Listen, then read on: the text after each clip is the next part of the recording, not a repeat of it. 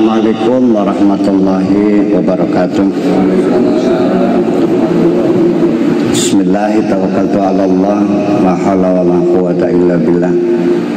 Asyhadu an la ilaha illallah wa asyhadu anna Muhammadar Rasulullah. Allahumma shalli ala sayyidina Muhammadin wa ala alihi wa sahabatihi ajmain, ma ba'd. Yang saya hormati Bapak Kepala Sekolah Pak Haji Muhaimin, yang kebetulan tidak hadir, Bapak Guru, Ibu Guru semuanya. Ini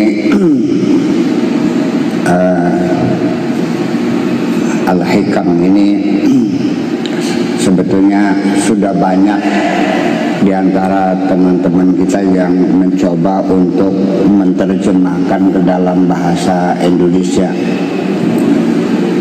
Akan tetapi setelah saya lihat kira-kira 10 kitab terjemahan termasuk Mustafa Bisri ya, itu banyak kali menerjemahkan, tetapi ternyata gagal dalam menerjemahkannya ini.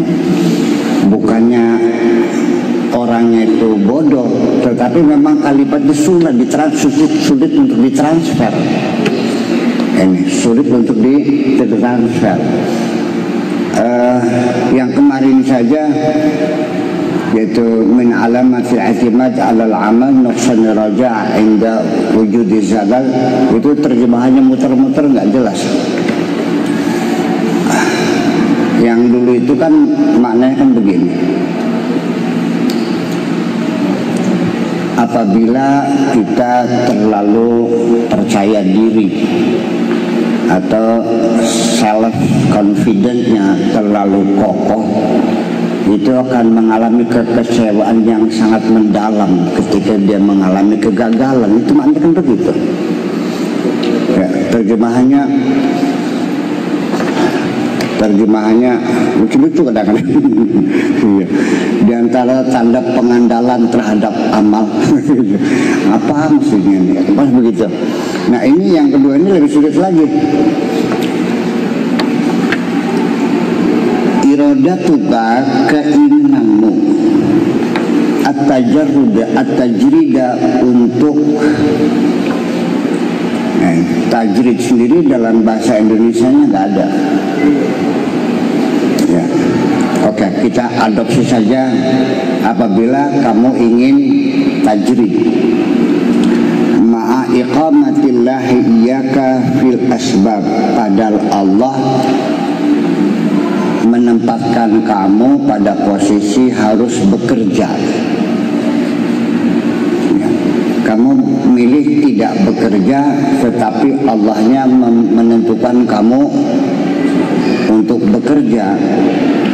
Itu adalah merupakan hawa nafsu yang tersembunyi. Tetapi sebaliknya, ketika kamu ingin bekerja keras, padahal Allah telah menentukan kamu suruh santai saja, ya, itu termasuk rendahnya cita-cita, menunjukkan rendahnya cita-cita. Kira-kira begitu bahasa Indonesianya. Tajrid itu adalah satu sikap hidup seseorang yang ingin beribadah kepada Allah secara mumpuni, tidak mau disibukkan dengan urusan-urusan tetek bengek di alam dunia ini. Sedangkan makomul asbab itu ya makom kengelan. Jadi ya makom kengelan itu artinya kita hidup harus bekerja keras. Mengapa demikian? Kata peribahasa, di dunia ini tidak ada yang mustahil, tetapi juga tidak ada yang mudah. Artinya asbab itu adalah kausalita, rentetan dari berbagai macam kausalita, dari proses tidak ada menjadi ada. Yuk sekarang kita melihat. Tadi saya makan nasi sama sayur apa, lodeh ya? Lodeh. Sayur lodeh sama gorengan ikan nila sama sambal, apalagi itu lalapan ya. Oke, sekarang yuk kita belajar menghitung. Terjadinya makanan di hadapan saya itu bukan hal yang mudah. Yuk kita hitung. Nasi itu dibuatnya dari apa? Dari beras. Berasnya dari apa? Gabahnya dari mana? Dari padi. Oke. Kita hitung berapa orang yang terlibat menanam padi. Padinya ditanamnya di mana? Sawahnya digarap enggak? Berapa banyak orang yang menggarap sawah? Bibitnya apa asal atau sengaja dibikin bibit dulu? Khusus bikin bibit dulu. Berapa banyak orang yang menyediakan bibit? Berapa banyak orang yang menyiapkan lahannya? Dan berapa banyak orang yang menghadirkan airnya? Irigasi itu berapa miliar, berapa triliun biayanya? Kalau disedot pakai dompeng, dompeng itu yang bikin berapa, besinya dari mana, bahan bakarnya apa, solar, yang menghasilkan solar berapa orang. Saya terusin nih, terusin tak? Sampai piringnya, ya pasir kuarsanya galinya di mana, berapa orang yang bekerja menggali pasir kuarsa, dan berapa orang pabrik bikin piring. Sampai datang ke meja berapa orang pedagang yang menyumbangnya, mas berasnya gabahnya digiling, berapa banyak orang terlibat untuk penggilingan padi heller itu, dan berapa banyak orang yang terlibat ketika masak dengan gasnya siapa yang mengadakan, gasnya dari kompornya berapa orang. Saya kira berapa miliar orang yang terlibat menghadirkan nasi di depan saya ini. Itu semua adalah proses. Nah itulah namanya maqamul asbab, itu artinya ya melalui proses. Kemudian lagi rizki itu sebetulnya dari mana datangnya? Rizki itu dari dua. Satu dari otak kita, yang kedua dari kekayaan alam yang tersedia di sekitar kita ini. Itu saja. Sehingga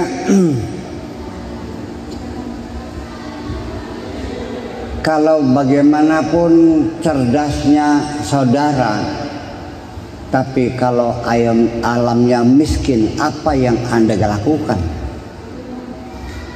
Tetapi seperti Indonesia yang alamnya alamnya kaya raya, segala macam tambang ada, suburnya bukan main, kayu saja ditancap bisa tumbuh di sini. Tapi otaknya bodoh, jadi rezeki enggak. Ya, tetapi sebaliknya, ketika orang punya otak, sekalipun alamnya miskin, mereka bisa makan dan bisa unggul. Tetapi alamnya kaya raya, otaknya goblok, ia melarat. Yang lebih hebat yaitu alamnya kaya, otaknya encer. Seperti Uni Soviet, seperti Amerika, seperti Eropa. Jepang itu termasuk otaknya encer tapi alamnya miskin. Singapura itu otaknya cerdas, alamnya miskin. Ya, itu. Tetapi itu semuanya adalah diproses. Asbab itu adalah hukum kausalita.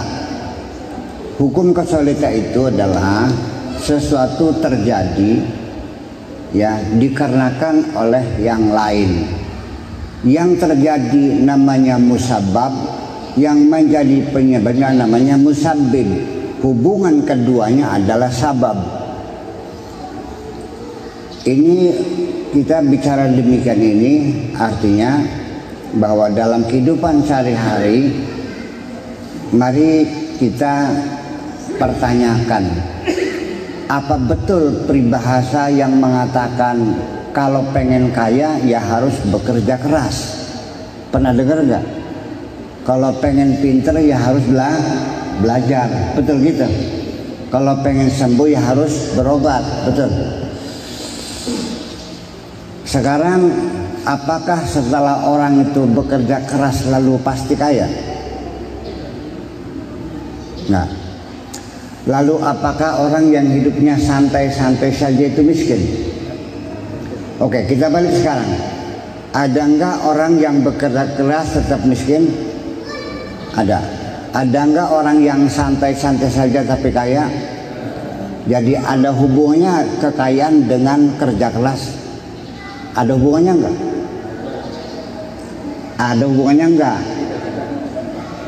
Kalau ya ada, akan saya tuntut nih. Kenapa tukang nyekop pasir di Kertas Maya yang berkeringat seharian, kenapa nggak ada yang kaya? Kenapa Tommy nggak kerja apa-apa dia kaya?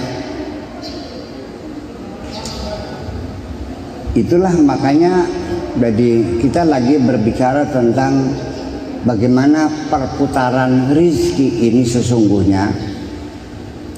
Kalau kita kembali merujuk kepada teks-teks agama, maka bunyinya seperti ini: innallaha yabsutu rizqa li'ibadihi man yasha wa yaqdir. Bahwa Allah itu membagikan rizkinya kepada siapa saja yang dikehendakinya dan ditakar. Sehingga maknanya kalau rizki itu dibagikan oleh Allah, jadi apakah rizki itu dicari atau datang sendiri? Nah inilah nanti sebelum kita masuk kepada inti makalah ini, kita mesti mempertanyakan. Pertama kali kita harus pahami bahwa tidak ada hubungan antara bekerja keras dengan kekayaan. Saya pernah menanya orang kaya yang dulunya tukang menggembala kambingnya nenek saya. Ketemu terakhir di Subang, dia sudah punya sawah sampai 80 hektar.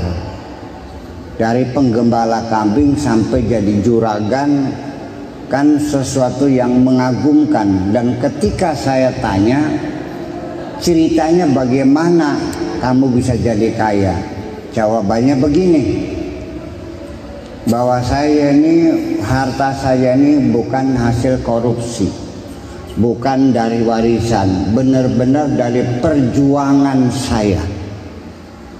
20 tahun lamanya saya makan sampai pakai endas petek saja. Bertahun-tahun saya jam 2 malam pergi ke sawah.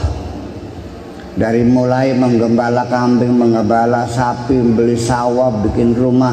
20 tahun perjuangan pahit getir. Pokoknya saya hasilkan harta ini dengan cara peras keringat, banting tulang. Endas dadi sikil, sikil dadi awan, dadi bengi, bengi dadi awan. Itu jawabannya. Masuk akal enggak? Masuk akal.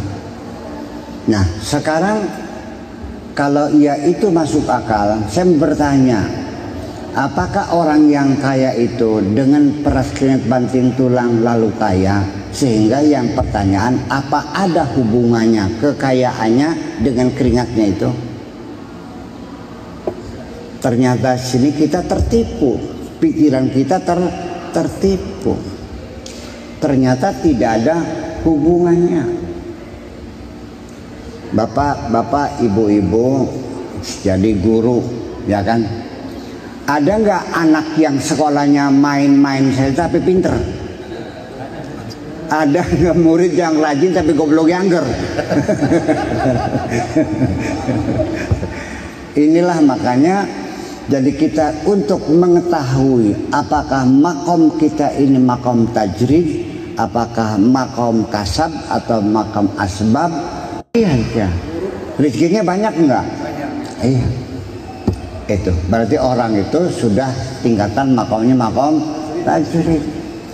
Nah, tetapi juga ada terjadi beberapa kasus yang sangat menyedihkan bagi saya.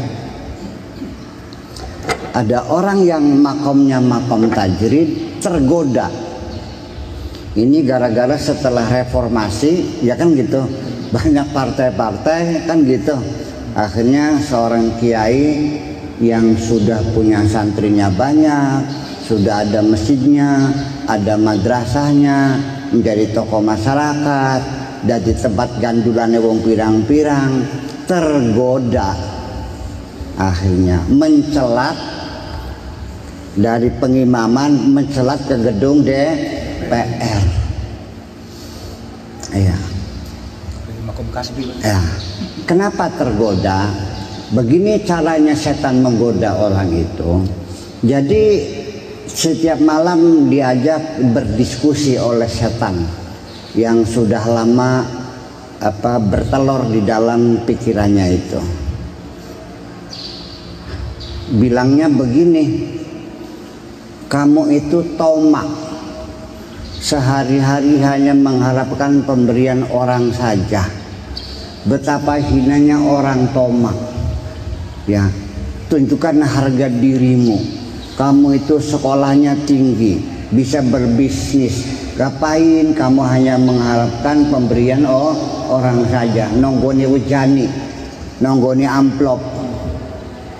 Tunjukkan dirimu, kemandirmu, kemampuanmu. Jangan berharap lagi pemberian. Itu namanya tomak. Jadi kamu masih bisa berusaha, apalagi kesempatan sekarang jadi anggota DPR, barangkali saja bisa jadi bupati dan sebagainya.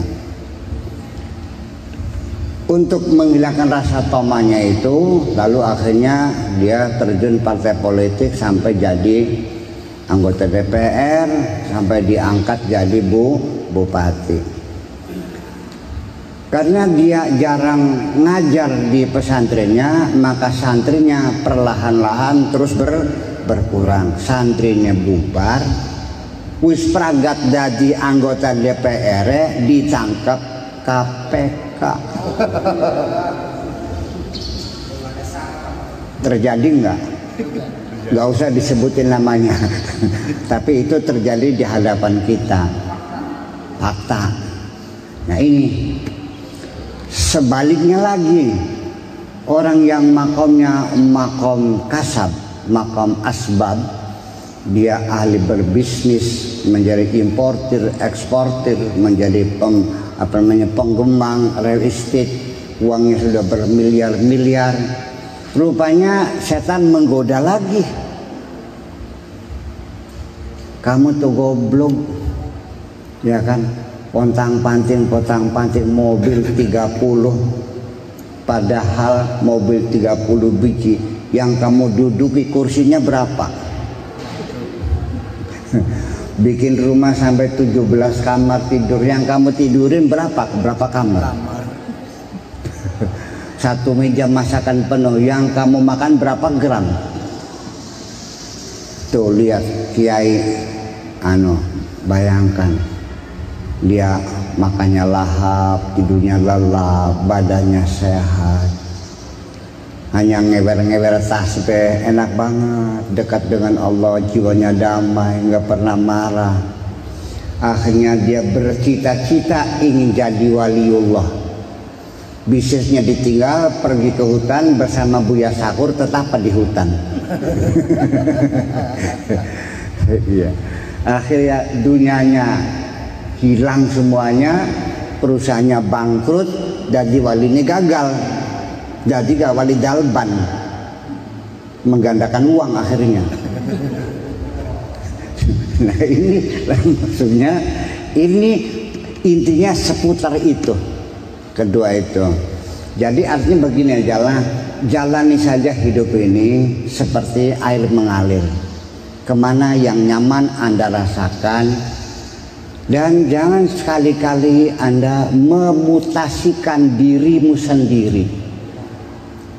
Ya, jangan dulu pindah ke bagian apapun, jangan pindah ke tempat kerja lain, kecuali ada mutasi dari Allah Subhanahu wa ta'ala.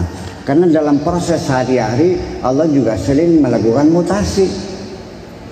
Dari seorang pengusaha menjadi ulama besar, dari ulama besar menjadi pengusaha. Tetapi karena yang memutasikan Allah, ketika jadi pengusaha ya berkah, ketika jadi ulama ya berkah. Begitu pula ulama yang dimutasikan jadi pengusaha, ketika jadi ulama ya berkah, ketika jadi pengusaha juga berkah. Kalau tidak, jadi ulamanya bangkrut, jadi pengusahanya bangkrut juga. Nah, ini sehari-hari yang kita jalani. Oke. Lalu kita ingin mencoba menjelaskan makna tajrid yang lebih mendetail lagi, bahwa tajrid itu artinya independensi. Kalau jaroda itu kata-kata jim ro dal, tajrid itu karena diikutkan wazan fa'ala.